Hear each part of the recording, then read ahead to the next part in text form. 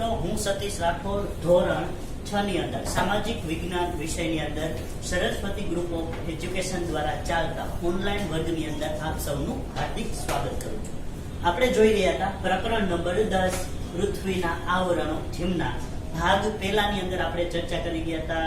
જે મુખ્ય 4 આવરણો છે એની સાથે સાથે આપણે પહેલું આવરણ એમની અંદર ચર્ચા કરી હતી મૃદાવરણ, બીજું આવરણ જલાવરણ વિશેની ચર્ચા કરી ગયા હતા. હવે આપણે જોઈએ છે ભાગ નંબર 2. ભાગ 2 ની અંદર આપણે વાતાવરણ છે એ વાતાવરણ વિશેની આપણે વાત કરીએ છીએ, એટલે કે આવરણોની અંદરનું ત્રીજું આવરણ વાતાવરણ. તો વાતાવરણને અંગ્રેજીમાં એટમોસ્ફિયર કહેવામાં આવે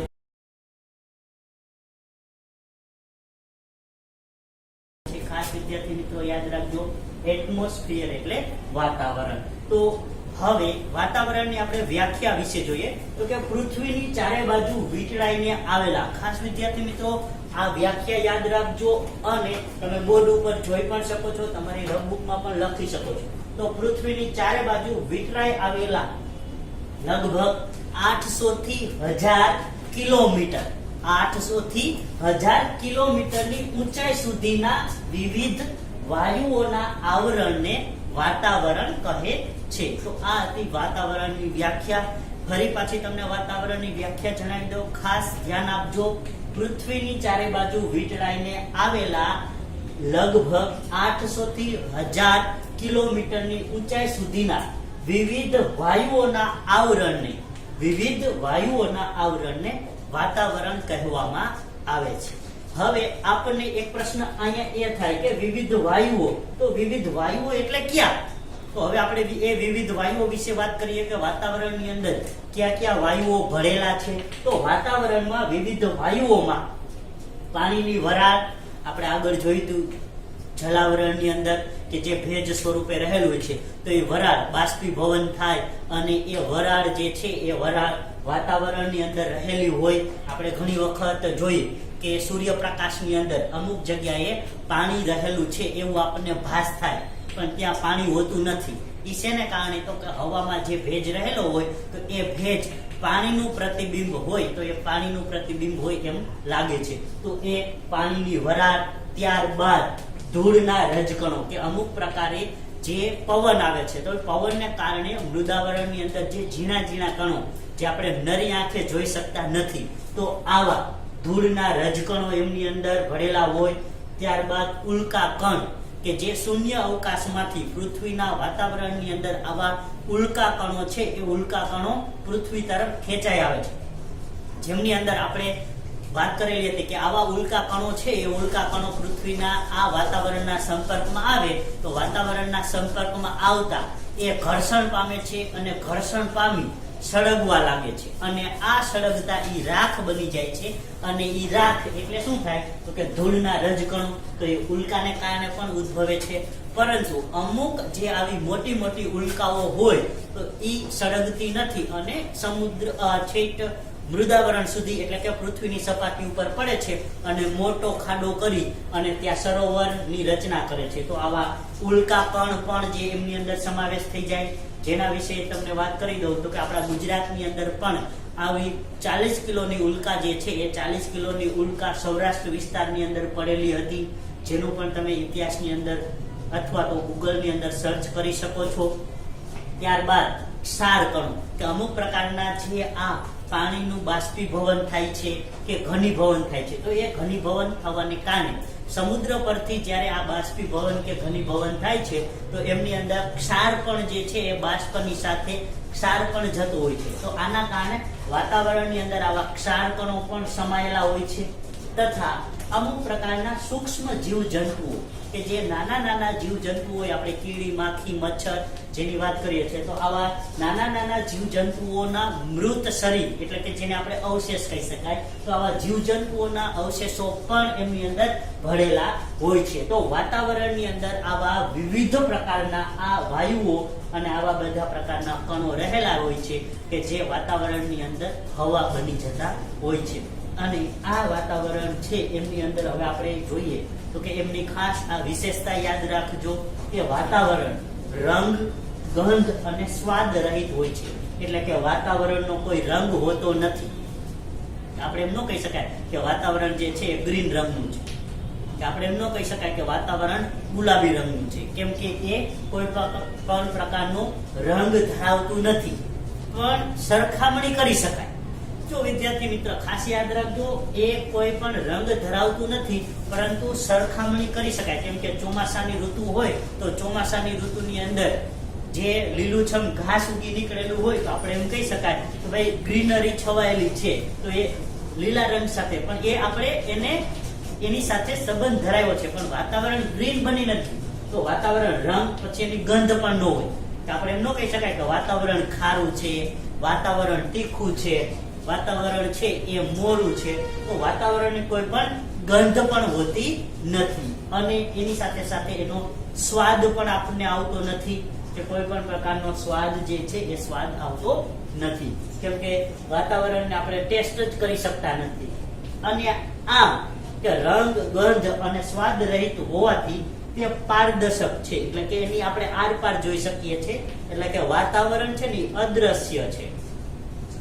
વાતાવરણ આપણે જોઈ શકતા નથી, પણ વાતાવરણનો આપણને અનુભવ થાય છે. અદ્રશ્ય સ્વરૂપની અંદર વાતાવરણ રહેલું છે, માત્ર એમનો અનુભવ થાય છે. તો આવા પારદર્શક સ્વરૂપની અંદર વાતાવરણ રહેલું હોય છે. અને વાતાવરણની અંદર જે આપણે અનુભવ કરીએ છીએ, તો એ અનુભવ કોનો કરીએ છીએ? તો કે અનુભવ આપણે વિવિધ પ્રકારના વાયુઓ જે છે, તો એ વિવિધ પ્રકારના વાયુઓનો આપણે અનુભવ કરીએ છીએ. તો આવા વિવિધ પ્રકારના વાયુઓ ક્યાં છે એના વિશે જોઈએ તો વિવિધ વાયુઓમાં નાઇટ્રોજન વાયુ, એટલે કે આપણે તેની સંજ્ઞા N રહેલી છે, તો એ નાઇટ્રોજન વાયુ છે. ત્યારબાદ ઓક્સિજન વાયુ, ઓક્સિજન વાયુની સંજ્ઞા O2, ઓક્સિજન વાયુ રહેલું છે. ત્યારબાદ ઓર્ગોન અને CO2 એટલે કે કાર્બન ડાયોક્સાઇડ અને ઓઝોન જેવા વાયુઓ વાતાવરણની અંદર સમાયેલા છે. એટલે કે વાતાવરણ એટલે કે આપણી આસપાસ વીંટળાયેલી આ હવાની અંદર આવા બધા વાયુઓ ભરેલા છે, અને આપણે આપણી શ્વાસોશ્વાસની પ્રક્રિયા દ્વારા આપણે એમનો ઉપયોગ કરીએ છીએ. એવી જ રીતે વૃક્ષો પણ અલગ, કે આપણે કાર્બન ડાયોક્સાઇડ અને ઓક્સિજન, એટલે કે આપણે ઓક્સિજન લઈએ છીએ અને કાર્બન ડાયોક્સાઇડ છોડીએ છીએ. એવી જ રીતે વૃક્ષોને આપણાથી ઊંધું, કે એ લોકો ઓક્સિજન છે તે ઓક્સિજન છોડે છે અને કાર્બન ડાયોક્સાઇડ લે છે. તો આમ બંનેને એકબીજા સાથે સહસંબંધ ધરાવે છે. તો આમ એમનો પણ આવા વાયુઓનો, એટલે કે વાતાવરણની અંદર ભરેલા આવા વાયુઓનો ઉપયોગ થઈ જાય છે. એની સાથે સાથે આ વાયુઓનું પ્રમાણ વિશે પણ જોઈએ, કે આવા વાયુઓ રહેલા છે તો વાતાવરણની અંદર, એટલે કે 800 કિલોમીટરથી લઈ અને 1000 કિલોમીટરની ઊંચાઈની અંદર આ વાયુઓ કેટલા પ્રમાણની અંદર ભરેલા છે એના વિશે આપણે જોઈએ. તો કે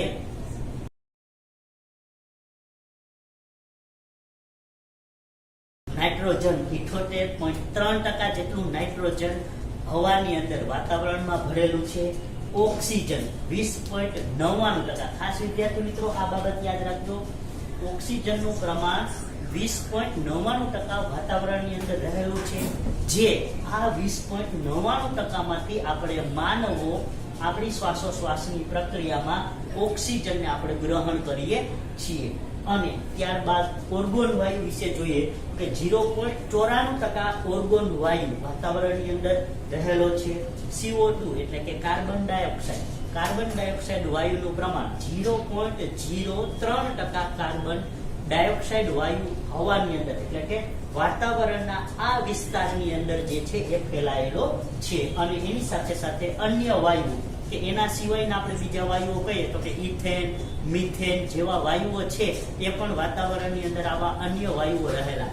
તો અન્ય વાયુઓનું પ્રમાણ કેટલું છે તો કે 0.01% જેટલા અન્ય વાયુઓ પણ વાતાવરણની અંદર રહેલા છે. તો આ પ્રમાણના વાયુઓ વાતાવરણની અંદર રહી માનવો અને જે કંઈ પણ સજીવ સૃષ્ટિ છે તો એ સજીવ સૃષ્ટિને આ વાયુઓ કાર્ય, એટલે કે એમને ઉપયોગી બને છે. અને આમની અંદર પણ તમે જોઈ શકો છો કે સૌથી વધારે વાયુ વાતાવરણની અંદર સૌથી વધુ હોય તો એ છે નાઇટ્રોજન. 78.3% સૌથી વધારે વાતાવરણની અંદર નાઇટ્રોજન વાયુનું પ્રમાણ રહેલું છે. અને નાઇટ્રોજન વિશેની બીજી પણ વાત તમને કહી દઉં કે કોઈ પણ આપણે જે ખોરાક લઈએ છીએ તો એ લાંબા સમય સુધી એના એ જ સ્વરૂપમાં રહે છે.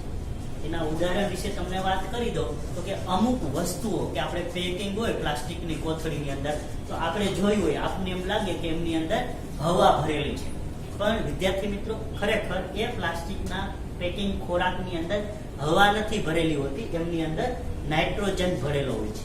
એના કારણે શું થાય છે તો કે જ્યારે પણ આપણે એ પેકિંગ તોડીએ છીએ તો એમની અંદર રહેલો ખોરાક આપણને એના એ જ સ્વરૂપમાં એટલે કે ક્રન્ચી લાગે છે. કે દાખલા તરીકે વેફર આપણે ખોલીએ તો વેફર એ આપણને ક્રન્ચી લાગે છે, તો એમનું કારણ એમાં હવા નહીં પરંતુ એ નાઇટ્રોજન એમાં ભરેલો હોય એના કારણે એના એ જ સ્વરૂપમાં રહે છે. નહીં તો જો એ કંપની દ્વારા બનાવેલા આ વેફર્સના પેકિંગ કે કોઈ પણ ફૂડ પેકિંગ જે છે એ લાંબા સમય કે 1 વર્ષ પછી તો એ હવાઈ જવા જોઈએ, પણ એ હવાતા નથી. તો એમનું એક કારણ એ જ છે નાઇટ્રોજન વાયુ, કે એમની અંદર આવા પેકિંગમાં નાઇટ્રોજન છે એ ભરવામાં આવેલો હોય છે, એટલા માટે આ થતું હોય છે. તો આમ આવા વાતાવરણના વાયુઓ જે છે એ વાયુઓ આપણને ઉપયોગી બને છે, અને એની સાથે સાથે આવા વાયુઓ આજે માણસો પણ અમુક જગ્યાએ કે પોતાની જરૂરિયાત અનુસાર એમનું પણ કૃત્રિમ રીતે એમને બનાવી અને એમનો ઉપયોગ કરવા લાગ્યા છે. એ તો કે વધારે ઊંચાઈ પર જતા આ વાયુઓનું પ્રમાણ ઓછું થતું જાય છે, એટલે કે વાતાવરણની અંદર આપણે આગળ જોયું હતું કે 800 થી 1000 કિલોમીટર સુધી આ વાયુઓ ફેલાયેલા છે. તો આ વાયુઓની અંદર જેમ જેમ પૃથ્વીની સપાટી પરથી આપણે ઊંચાઈએ જતા જાય, એટલે કે 800 કિલોમીટર ને 1000 કિલોમીટર સુધી વાતાવરણ છે, તો હવે આપણે પૃથ્વીની સપાટી ઉપરથી 110 કિલોમીટર ઊંચાઈએ જાય કે પૃથ્વીની સપાટી ઉપરથી 200 કિલોમીટરની ઊંચાઈએ જાય, તો એમ ઊંચાઈએ જતા આ વાયુઓનું પ્રમાણ ઓછું થતું જાય છે. તો એ વાયુઓ વિશે આપણે ખાસ માહિતી મેળવીએ તો કે સૌપ્રથમ CO2 એટલે કે કાર્બન ડાયોક્સાઇડ વાયુ કેટલી ઊંચાઈ સુધી રહેલો, અને આ ઊંચાઈ જતા ઓછો થઈ જાય એટલે એક બાબત એ પણ નહીં નક્કી થઈ જાય કે આટલી ઊંચાઈ સુધી જ આ વાયુ હોય, એના પછી વાયુ હશે નહીં, કેમ કે હવે 1000 કિલોમીટર કે 1600 કિલોમીટર પછી વાતાવરણ જ નથી. તો 1600 કિલોમીટર પછી શું થઈ જાય તો કે પૃથ્વીની સપાટીથી 1600 કિલોમીટર પછી શૂન્ય અવકાશ આવી જાય, એટલે કે ત્યાં તો ના ગુરુત્વાકર્ષણ બળ છે એ કાર્ય કરે છે કે ના તો કોઈ વાયુઓ રહેલા છે. એટલે કે એ જગ્યાએ પછી આપણે જોતા હોય ને એસ્ટ્રોનોટ જે અવકાશ યાત્રીઓ છે, તો એ ઓલા સફેદ ડ્રેસની અંદર ને હેલ્મેટ, કાચના હેલ્મેટ જેવું પહેરેલું હોય, તો એની જરૂરિયાત એટલે રહેલી છે કેમ કે ત્યાં કોઈ વાયુ નથી. તો હવે એ શ્વાસ કઈ રીતે લઈ શકે અને ત્યાં એ સ્થિર કઈ રીતે રહી શકે, તો એના માટે એવો ડ્રેસ જે છે એ કરેલો છે, કેમ કે ત્યાં શૂન્ય અવકાશ વાતાવરણ જ નથી. તો વાતાવરણમાં ઉપર જતા CO2 એટલે કે કાર્બન ડાયોક્સાઇડ વાયુ છે એ 20 કિલોમીટરની ઊંચાઈ સુધી જ રહેલો છે, પછી ઓછો થતો જાય કે ત્યાં પછી કાર્બન ડાયોક્સાઇડ વાયુ 20 કિલોમીટર ઉપર જાય, 22 કિલોમીટરે એનું પ્રમાણ ઘટી જાય, અને એવી જ રીતે એના પછી એ ઓછો થઈ જાય છે. ત્યારબાદ O2 એટલે કે ઓક્સિજન 110 કિલોમીટરની ઊંચાઈ પછી એમનું પ્રમાણ ઓછું થતું જાય, અને આપણે કહીએ તો કે 130 કિલોમીટર ઊંચા જાય તો ત્યાં ઓક્સિજન જ ન હોય. એટલે આના કારણે 110 કિલોમીટરની ઊંચાઈ સુધી, તો યાદ રાખજો વિદ્યાર્થી મિત્રો, આપણે મીટરની વાત નથી કરતા, કિલોમીટરની વાત કરીએ છીએ. તો 110 કિલોમીટરની ઊંચાઈ પછી ઓક્સિજન છે એનું લેવલ ઘટતું જાય છે, અને આના કારણે, અને આના માટેનું એક તમને ઉદાહરણ પણ આપું કે ખાલી આપણે અમુક મીટર ઊંચાઈ સુધીની પહાડ ચડીએ ને, કે દાખલા તરીકે આપણે આબુ પર્વત છે, તો આબુ પર્વત પર તમે અમુક ઊંચાઈ સુધી ચડો તો પછી તમને ચક્કર આવવા કે ઉલટી થવી જેવી છે એ પ્રક્રિયા કે સમસ્યા થાય. તો આ સમસ્યાનું કારણ શું છે તો કે હવાની અંદર આ જ વસ્તુ કે કાર્બન ડાયોક્સાઇડ અને ઓક્સિજનનું પ્રમાણ જે છે એ ઓછું થઈ ગયું, એના કારણે આપણને ચક્કર આવવા કે ઉલટી થવી જેવી સમસ્યા જે છે એ આપણે અનુભવીએ છીએ. તો જો વિચાર કરો કે ઊંચાઈ ઉપર હવે હોય જ નહીં તો આપણે બેભાન થઈ ગયા, આટલી ઊંચાઈએ આ વસ્તુ ના હોય અને ઊંચા પહોંચી ગયા તો આપણે બેભાન થઈ જાય. એટલા માટે જ પ્લેનની અંદર તમે ઘણા મૂવીની અંદર કે સિરિયલોની અંદર જોયું હોય કે અમુક ઊંચાઈ પછી પ્લેનની અંદર જે છે આવી વસ્તુ થાય તો અમુક પ્રકારના ઓલા માસ્ક જે છે એ સીધા નીચે પડી જાય છે. એ શું છે તો કે એ ઓક્સિજન જ છે, એટલે એના માટે એ છે એ નીચે પડી જાય, દરેક પોતાના મોઢા ઉપર લઈ લે. શેનું કારણ તો કે એમને ઓક્સિજનનું લેવલ ડાઉન થઈ ગયું હોય તો એ એમને મળવા લાગે, અને એટલા માટે જ પ્લેનની અંદર આખું પ્લેન પેક હોય અને એની અંદર આ પ્રમાણ જે છે એ ઓક્સિજન અને કાર્બન ડાયોક્સાઇડનું પ્રમાણ જળવાયેલું હોય. તો આ પણ એના માટેનું એક ઉદાહરણ રહેલું છે. ત્યારબાદ ખાસ આપણે ઓક્સિજનની વાત કરતા હતા, 110 કિલોમીટરની ઊંચાઈ પછી ઓછું થતું જાય છે. ત્યારબાદ નાઇટ્રોજન જોઈએ તો કે નાઇટ્રોજન વાયુ 130 કિલોમીટરની ઊંચાઈ જાય ત્યાં સુધી અનુભવાય. 135-40 કિલોમીટરની ઊંચાઈએ નાઇટ્રોજન વાયુ હોય નહીં.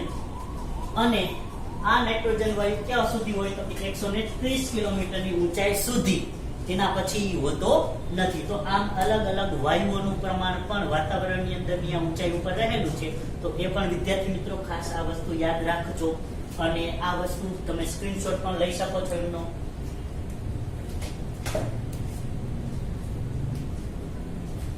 ત્યારબાદ હવે આપણે આગળ વાત કરીએ તો કે વાતાવરણની અંદર અમુક પ્રકારના વાયુ, જે આ વિશે વાત કરી, આ વાયુઓ અમુક પ્રકારે ભારે વાયુઓ હતા અને અમુક વાયુઓ હલકા વાયુઓ પણ હોય. તો એમની અંદર આપણે જોઈએ તો કે હાઇડ્રોજન અને હિલિયમ. તો આ જે વાયુ છે હાઇડ્રોજન અને હિલિયમ અન્ય વાયુઓની અંદર આવે. હાઇડ્રોજન અને હિલિયમ વાયુઓ ઊંચાઈ ઉપર હોય કેમ કે એ હલકા છે. તો હલકા હોવાને કારણે એ હવાની અંદર વાતાવરણમાં ઉપરની સપાટી ઉપર છે એ રહેલા હોય છે. તો આ હલકા વાયુઓ ઊંચાઈ ઉપર એટલે કે ખૂબ વધુ ઊંચાઈ હોય તો ખૂબ વધુ ઊંચાઈએ હાઇડ્રોજન અને હિલિયમ જેવા વાયુઓ હોય. અને હાઇડ્રોજનને કારણે આપણે અમુક પ્રકારે જોઈએ છે કે બાષ્પીભવન થયા પછી હાઇડ્રોજનને કારણે અમુક પ્રકારે વરસાદ આવે છે. તો વરસાદ લાવવામાં હાઇડ્રોજન વાયુ છે એ મદદરૂપ થાય છે. ત્યારબાદ એમનાથી પણ ઊંચાઈએ એટલે કે સૌથી વધુ ઊંચાઈએ રહેલો વાયુ હોય તો એ છે ઓઝોન વાયુ.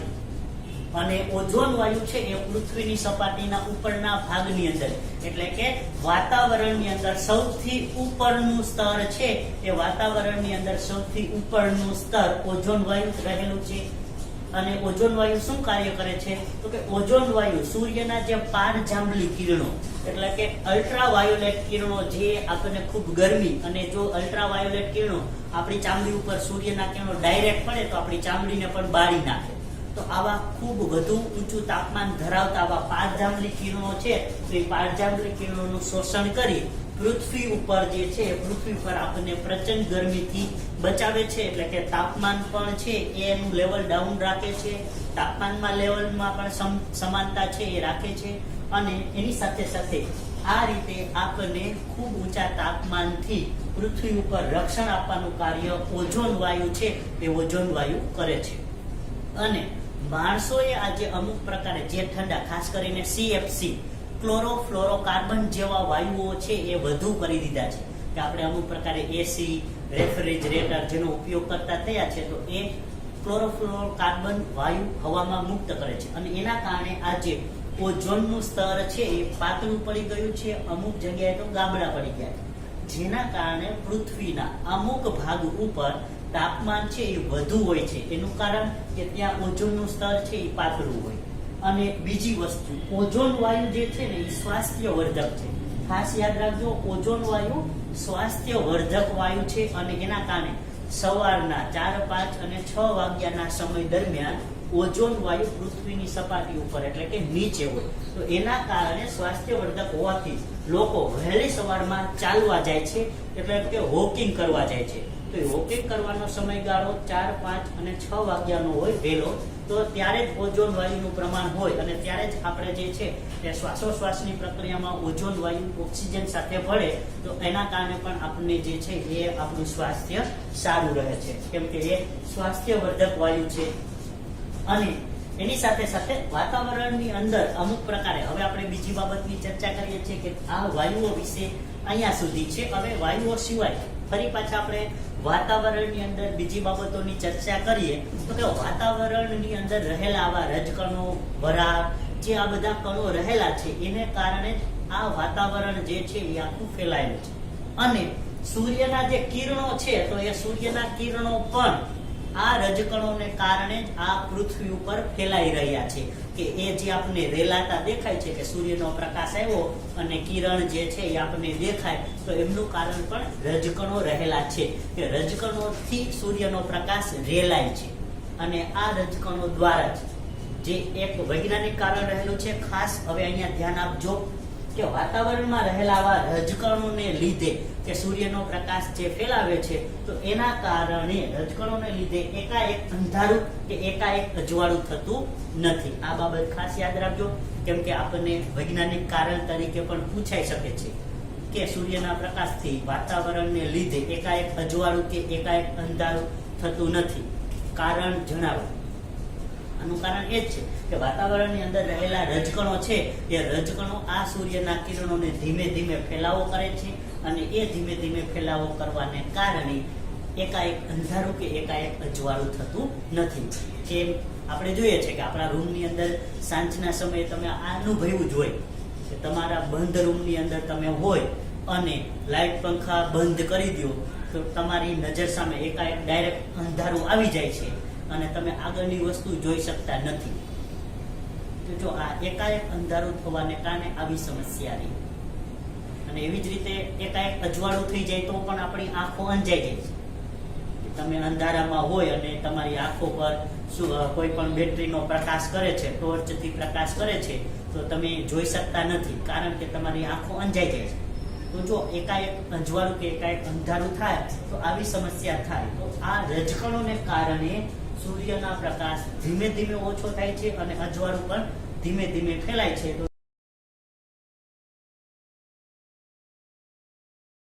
એ કારણ છે વાતાવરણમાં રહેલા રજકણો.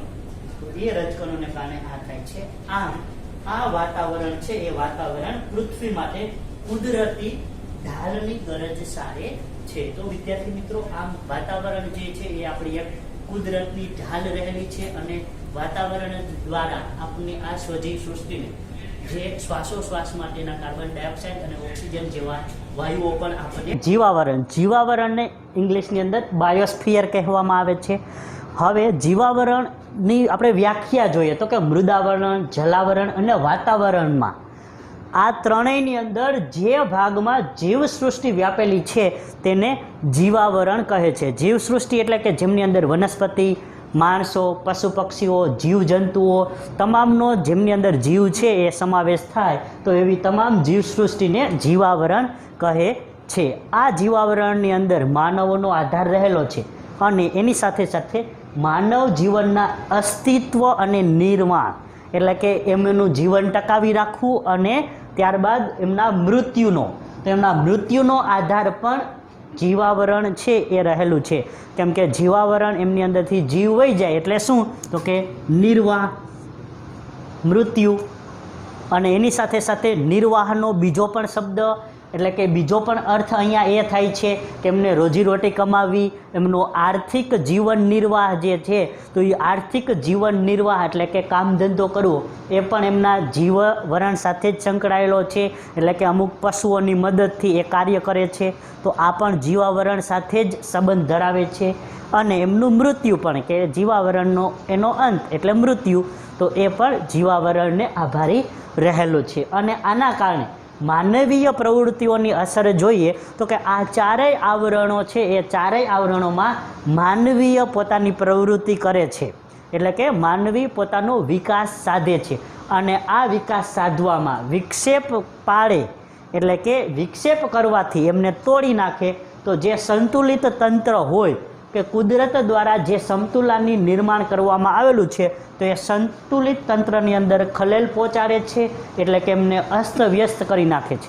કે વાતાવરણની અંદરથી એ જલાવરણનો વધુ ઉપયોગ કરી લે છે તો જલાવરણ છે એ અછત થઈ જાય છે, ખૂટી જાય છે. તો એના કારણે એને ખલેલ પહોંચે છે અને આ ખલેલ પહોંચવાને કારણે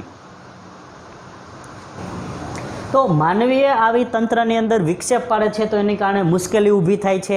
એટલે કે પાણી ઘટવા લાગે. એવી જ રીતે આપણે જોઈએ તો કે એમની અંદર માણસો વાતાવરણની અંદર ઉદ્યોગો દ્વારા છે એ ઉદ્યોગો દ્વારા ધુમાડાને કારણે વાતાવરણને દૂષિત કરે છે તો હવાનું પ્રદૂષણ થાય છે. તો આ બધા પ્રદૂષણો શું છે તો કે માનવીય પ્રવૃત્તિઓના કારણે એમની અંદર એટલે કે પ્રાકૃતિક તંત્રોની અંદર વિક્ષેપ પડે છે અને એ વિક્ષેપથી મુશ્કેલી એટલે કે પ્રદૂષણ જેવી મુશ્કેલી ઊભી થાય છે. અને આના કારણે કે માનવીય પોતાના વિકાસને પોષક બને છે, પોતાના વિકાસને પરિણામે કુદરતની પોષણ કડીઓ છે તે કુદરતની પોષણ કડીઓને તોડી નાખે છે અને આવી પોષણ કડીઓ તોડી નાખતા માનવીઓ પણ જોખમાય છે, એટલે કે આ તમામ પ્રકારની મુશ્કેલી ઊભી થાય છે। અને આવી સ્થિતિમાં માનવી અને પર્યાવરણ તો કે માનવ માટે પણ હાનિકારક છે અને પર્યાવરણ માટે પણ હાનિકારક એટલે કે નુકસાનદાયી જે છે એ નુકસાનદાયી સ્થિતિની